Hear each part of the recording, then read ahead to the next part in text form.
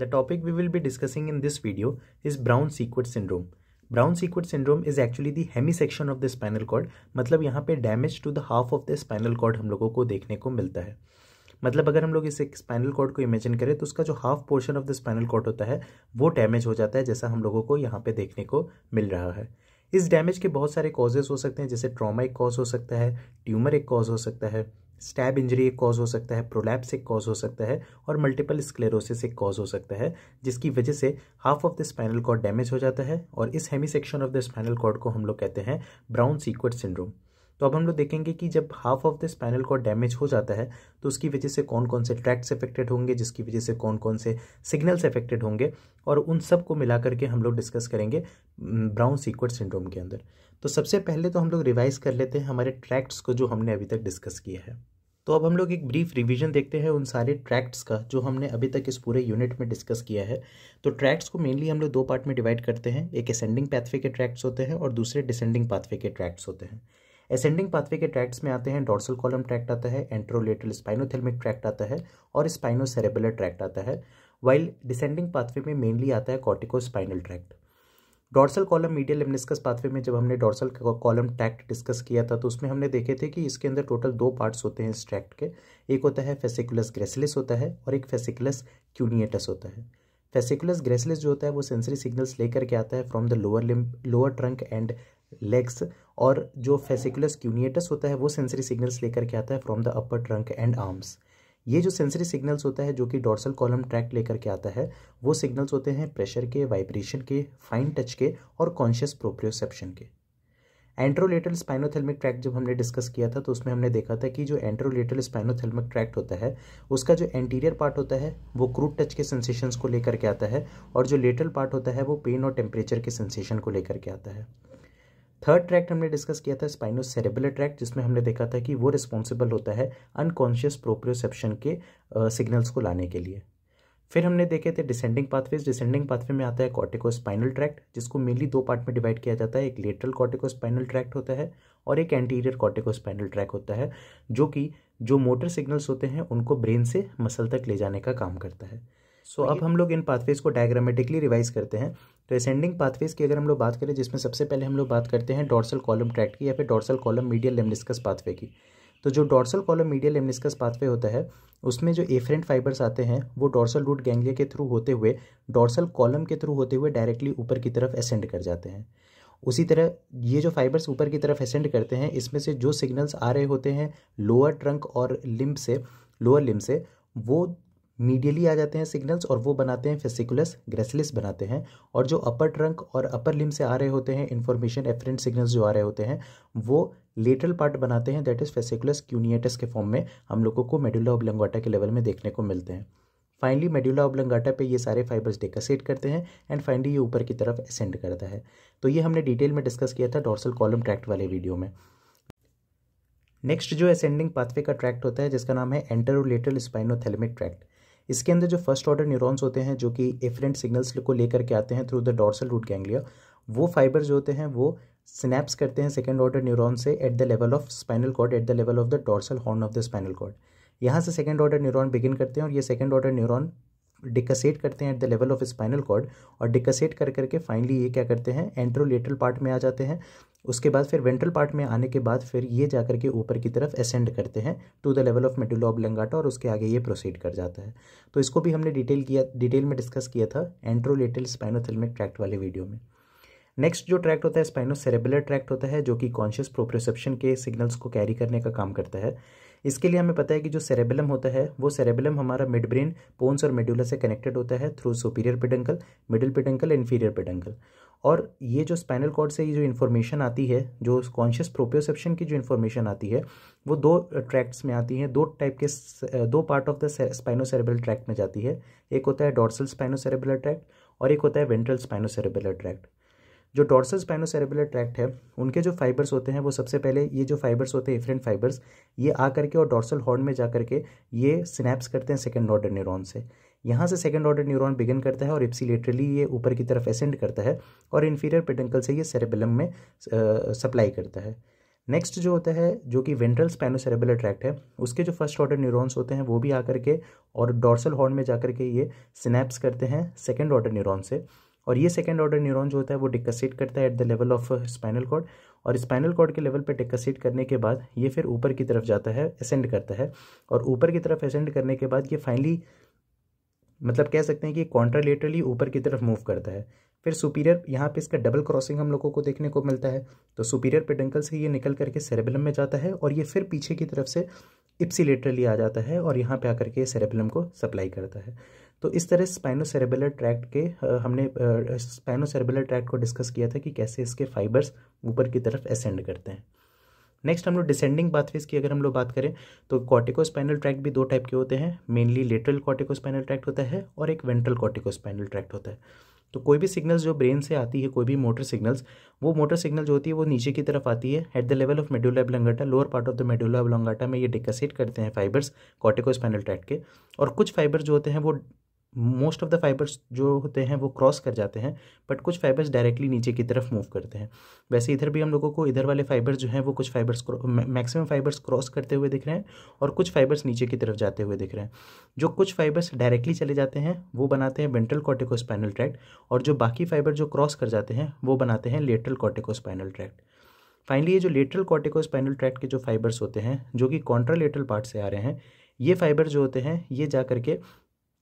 Anterior part of the spinal cord में जाकर के ये सिनैप्स करते हैं लोअर मोटर न्यूरॉन से, और वही जो वेंट्रल कॉर्टिकोस्पाइनल ट्रैक्ट के फाइबर्स होते हैं ये फिर जाकर के क्रॉस करते हैं और क्रॉस करके opposite side of the spinal cord में जाकर के और फिर ये सिनैप्स करते हैं लोअर मोटर न्यूरॉन फाइबर से, जो कि मसल्स को सिग्नल प्रोवाइड करता है।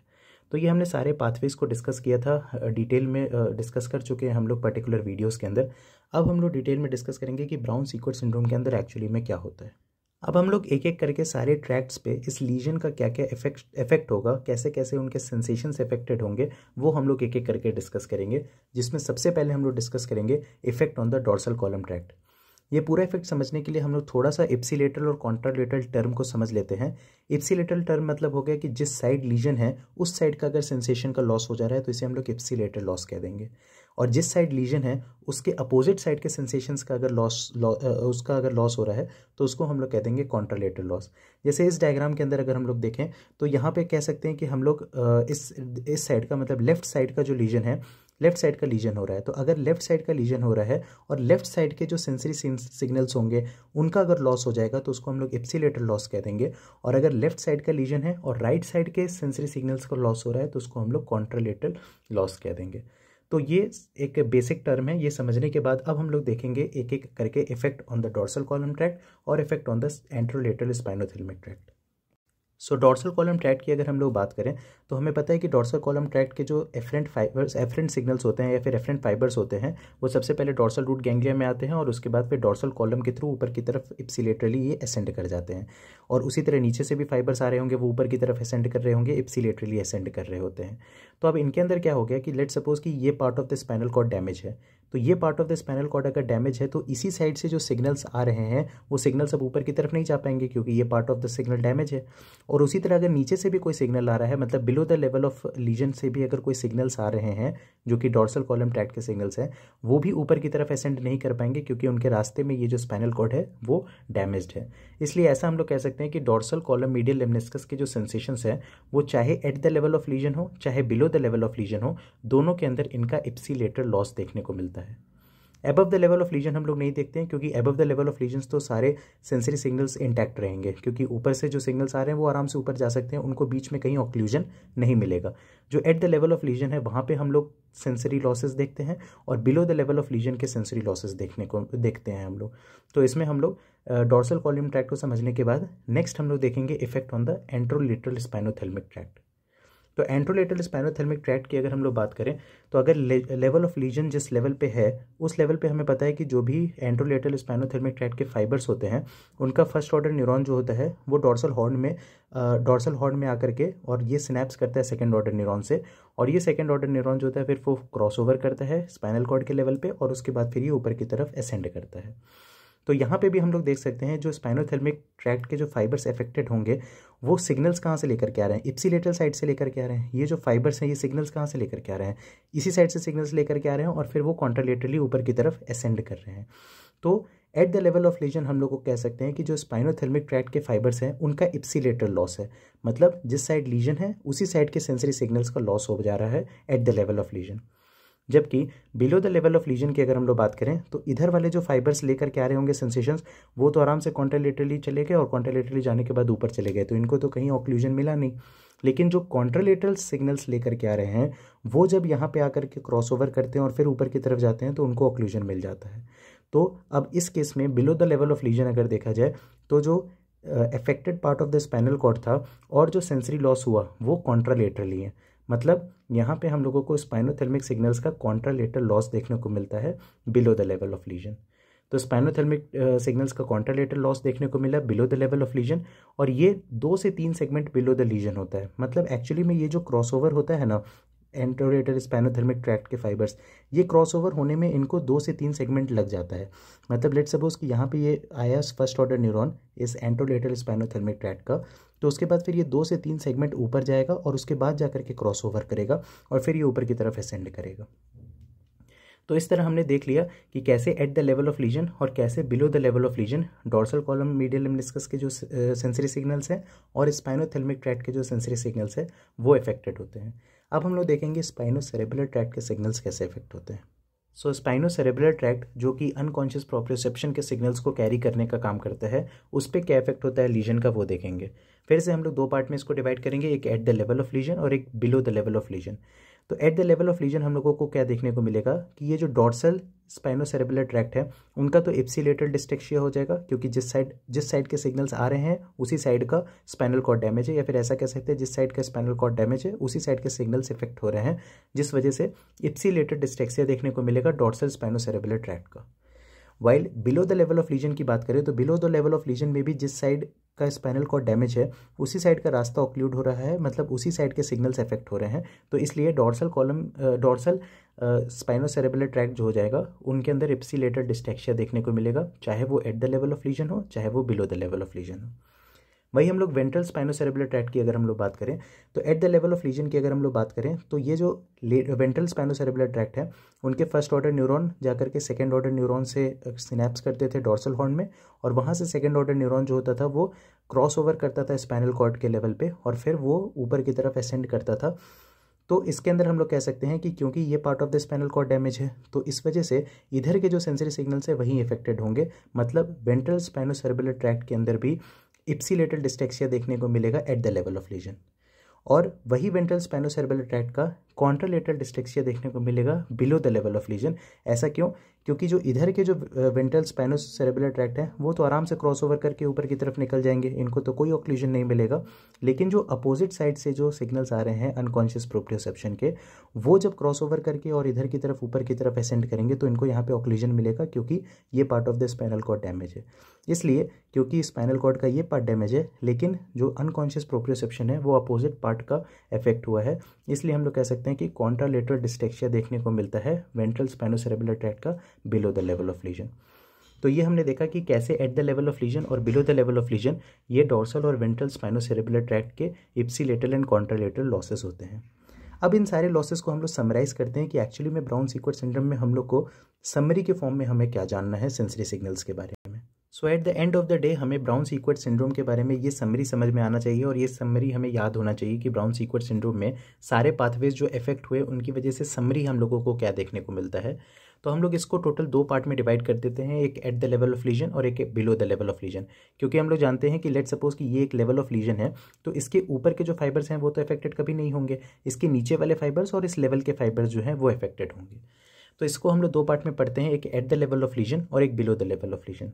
इसके अंदर ये डिनोटिंग्स है, इसको हम लोग डॉर्सल कॉलम मीडियल लेमनिस्कस के फाइबर्स के सेंसेशंस मान के चल रहे हैं हम लोग। ये जो क्रॉस है उनको हम लोग मान के चल रहे हैं स्पाइनोथेल्मिक ट्रैक्ट के जो सेंसरी सिग्नल्स हैं उनको मान के चल रहे हैं, और ये जो लाइन है उनको हम लोग स्पाइनोसेरेब्रल ट्रैक्ट के सेंसरी सिग्नल्स को मान करके चल रहे हैं। तो अब क्या होता है कि at the level of lesion हमें पता है कि जो dorsal column medial lemniscus pathway होगा उसका तो इप्सिलेटरल लॉस होगा। तो डॉर्सल कॉलम मीडियल लिम्निस्कस पाथवे की अगर हम लोग बात करें तो वो चाहे eight the level of legion हो चाहे below the level of legion हो, उसका हमेशा इप्सिलेटरल लॉस होता है, क्योंकि वो एकदम उसका पाथ भी बहुत आसान होता है, वो आता है और ऊपर की तरफ असेंड करता चला जाता है, तो इसका हमेशा इप्सिलेटरल लॉस होगा। तो यहाँ पे हम लोग को देखने को मिल रहा है कि अगर लीजन जो है वो अगर लेफ्ट साइड में हुआ है तो पूरा लेफ्ट साइड का जो पूरा बॉडी होगा उसका eight the level of lesion और उसके below of the level of legion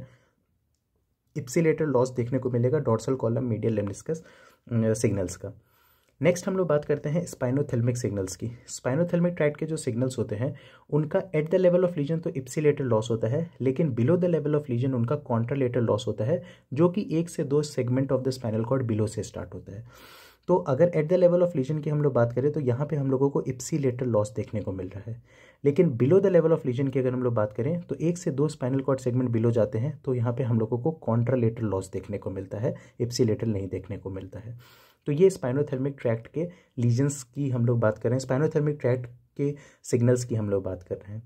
next हमें पता है कि नेक्स्ट जो होता है वो होता है स्पाइनोसेरेबेलर ट्रैक्ट। स्पाइनोसेरेबेलर ट्रैक्ट जो होता है उनके अंदर अगर हम लोग बात करें कि at the level of lesion ipsilateral dystaxia देखने को मिलता है, जो कि हम लोगों को यहाँ पे देखने को मिल रहा है, लेकिन below the level of lesion की अगर हम लोग बात करें तो इप्सिलेटरल और कॉन्ट्रालेटरल डिस्टैक्सिया दोनों देखने को मिलता है। मतलब इधर इप्सिलेटरल डिस्टैक्सिया भी देखने को मिल रहा है और कॉन्ट्रालेटरल डिस्टैक्सिया भी देखने को मिल रहा है, डिपेंडिंग कि वो डॉर्सल स्पाइनोसेरेबुलर ट्रैक्ट है या फिर वेंट्रल स्पाइनोसेरेबुलर ट्रैक्ट है। तो अल्टीमेटली कह सकते हैं कि डिस्टैक्सिया तो इप्सिलेटरल कॉन्ट्रालेटरल दोनों हो जाता है। डॉर्सल कॉलम मीडियल लिम्निस्कस जो सिग्नल्स होते हैं उनका हमेशा ही इप्सिलेटरल लॉस होता है, चाहे वो eight the level of legion हो चाहे वो below the level of legion हो। और स्पाइनोथेल्मिक ट्रैक्ट की अगर हम लोग बात करें तो at the level of lesion तो उनका इप्सिलेटरल लॉस हो जाता है, लेकिन below the level of lesion उनका कॉन्ट्रालेटरल लॉस हो जाता है। तो ये समरी है ब्राउन सीक्वेट सिंड्रोम का, कैसे सेंसरी सिग्नल्स इफेक्ट होते हैं ब्राउन सीक्वेट सिंड्रोम में जब भी hemi section of the spinal cord होता है। तो इसके बाद एक और पार्ट है जिसमें हम लोग समझेंगे कि मोटर सिग्नल्स कैसे इफेक्ट हो जाते हैं जब भी hemi section of the spinal cord होता है तब। सो अब मोटर लॉस की अगर हम लोग बात करें, मतलब कॉर्टिको स्पाइनल ट्रैक्ट पे कैसा लॉस हम लोगों को देखने को मिलता है, तो हमें पता है कि कॉर्टिको स्पाइनल ट्रैक्ट के जो फाइबर्स होते हैं वो सबसे पहले क्रॉस ओवर करते हैं at the lower medulla oblongata, और क्रॉस करने के बाद इससे एक्चुअली में 2 फाइबर्स निकलते हैं, एक लेटरल कॉर्टिको स्पाइनल ट्रैक्ट जो कि मेन बंच ऑफ फाइबर्स होते हैं, और कुछ फाइबर जो कि डायरेक्टली नीचे चले जाते हैं उनको हम लोग एंटीरियर कॉर्टिको स्पाइनल ट्रैक्ट कहते हैं। ये सारे जो होते हैं ये अपर मोटर न्यूरॉन बनाते हैं और यहाँ पे ये सिनेप्स करते हैं लोअर मोटर न्यूरॉन से, जो कि फाइनली सप्लाई करता है मसल को, और ये मसल फाइनली फंक्शन परफॉर्म करते हैं। तो अब क्या होता है कि इसके अंदर सबसे पहले हम लोग 2 पार्ट में इसको डिवाइड करते हैं, at the level of lesion और below the level of lesion. Let suppose कि ये लीजन का लेवल है, तो at the level of lesion हमें देखने को मिलेगा कि ये जो लोअर मोटर न्यूरॉन होगा वो डैमेज हो जाएगा, इसलिए हम लोगों को lower motor neuron type of paralysis देखने को मिलेगा। और below the level of lesion की अगर हम लोग बात करें तो ये वाले जैसे मसल्स हैं वो कैसे इफेक्ट हो जाएंगे, इनके लिए तो इनका अपर मोटर न्यूरॉन इफेक्टेड हो गया है, तो एक्चुअली में below the level of lesion हम लोगों को upper motor neuron type of paralysis देखने को मिलेगा। Lower motor neuron type of paralysis और upper motor neuron type of paralysis दोनों ही हम लोग आराम से उसका डिफरेंस पढ़ चुके हैं, हम लोग समझ चुके हैं अपने प्रीवियस वीडियोस के अंदर। थोड़ा सा इसको समराइज करें तो लोअर मोटर न्यूरॉन टाइप में हम लोगों को मास कम हो जाता है, मसल का पावर कम हो जाता है और टोन भी कम हो जाता है, रिफ्लेक्सेस एब्सेंट हो जाते हैं, इसलिए हम लोग ए रिफ्लेक्सिया कह देते हैं, फिर साइकुलेशंस हम लोगों को देखने को मिलता है और फ्लैसिड पैरालिसिस का डेवलपमेंट होता है। जबकि अपर motor neuron type of paralysis के अंदर मास और पावर तो कम हो जाता है लेकिन टोन ऑफ द मसल बढ़ जाता है, हाइपर रिफ्लेक्सिया देखने को मिलता है, स्पास्टिक पैरालिसिस देखने को मिलता है और बेबिंस्की साइन भी पॉजिटिव होता है। तो कभी भी जो भी सिग्नल्स होंगे जो eight the level of legion के जो सिग्नल्स होंगे वो लोअर मोटर न्यूरॉन टाइप्स होंगे, क्योंकि लोअर मोटर न्यूरॉन डैमेज हो गया है इस लेवल के लिए, और बिलो द लेवल की अगर हम लोग बात करें तो इनके लिए इनका अपर मोटर न्यूरॉन डैमेज हो गया है, तो इनके लिए अपर motor neuron type of paralysis हम लोगों को देखने को मिलेगा below the level of legion के मोटर सप्लाई के लिए। So this was all about Brown Sequard syndrome. It is very important topic and very frequently asked in our exams. So this was all about this video. If you like this video, please hit the like button, do share with your friends and please subscribe our channel. If you want notes for this video or more such videos, message me on my Instagram handle. Link is given in the description below. Thank you.